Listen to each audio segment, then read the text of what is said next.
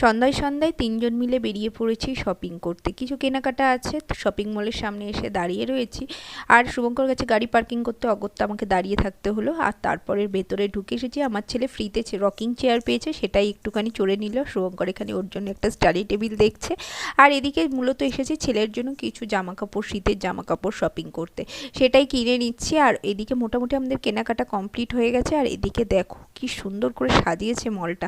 সামনে 25 ডিসেম্বর আসছে, ওই জন্য সুন্দর করে সাজিয়েছে। এখানে প্রত্যেকটা মল এত সুন্দর করে সাজায় কি বলবো। কেনাকাটা তো হয়ে গেছিলো, তাই শুভঙ্কর গেছে গাড়িটাকে বের করতে, আর আমরা এদিকে মা আর ছেলে পোজ দিয়ে ছবি তুলছি। তারপর চলে এসেছি একটা রেস্টুরেন্টে, রাত্রে ডিনারটা করে তারপরে বাড়ি ফিরবো।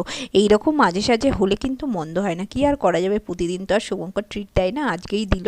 আর এমনিতেও বাড়ি গিয়ে কিছুই খেতে পাবে না, কারণ দুপুরবেলা সেইভাবে কিছু রান্নাই করিনি, ওইভাবেই মনে হয় আজকে বলেছে আজকে ট্রিটটা দেবে। যাই হোক, চলো আজকের মতন টাটা।